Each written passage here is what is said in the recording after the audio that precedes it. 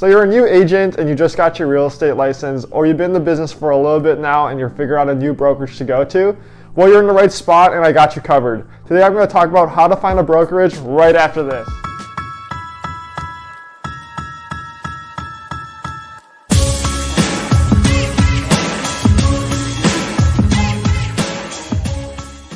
My name is Brandon Blankenship and I'm a 23-year-old real estate agent serving the greater Los Angeles area, specifically the San Gabriel Valley. Like I say in all my YouTube videos previously, please take everything I say with a grain of salt. I'm just documenting my journey for you guys, and I'm just voicing my opinion on what I think is the truth and what I think is not the truth, just in my opinion. But a question I get in my messages a lot on Instagram is how to pick your brokerages, especially for newer agents. So that's kind of like the topic where I'm going with. This applies to people that have been in the business for a little bit now that are just, figuring out, oh, I want to go to a new brokerage. But the number one thing I think that's important to realize when you're picking a new brokerage is that you have to find out what's most important to you. Whether it be splits, whether it be the culture of the office, or whether it be the training. Personally for me, I think culture and the training is the most important part. I personally want to be around a lot of top producers or a lot of people that do a lot of business in the area, and somewhere I feel most comfortable with where I enjoy the company with everyone in the office. And that's what I believe that I have, and I'm happy where I'm at with Berkshire Hathaway.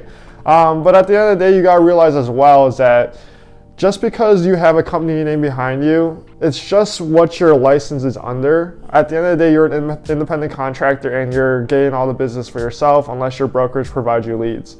So Berkshire Hathaway, Coldwell Banker, Remax, Keller Williams, and all those small boutique brokerages, they're all great. At the end of the day, you gotta go where you feel comfortable with, and just realize that.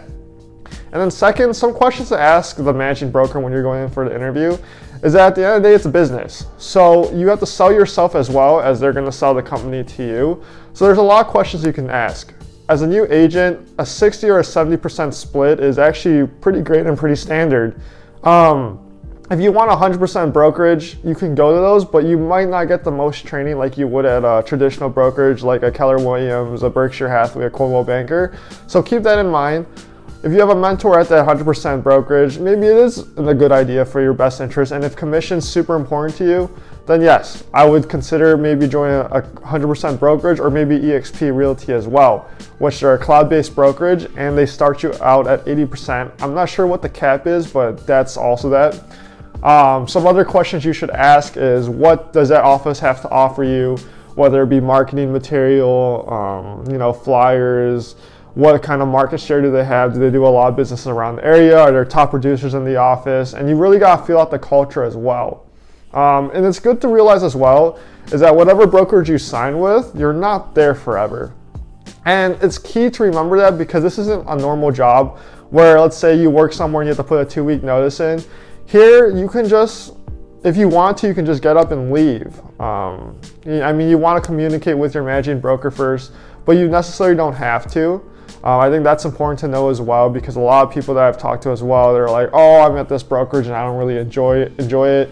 Well, you should get up, speak to someone about it, and then maybe ponder the fact that you might have to switch brokerages. And last, I think that you should consider joining a team.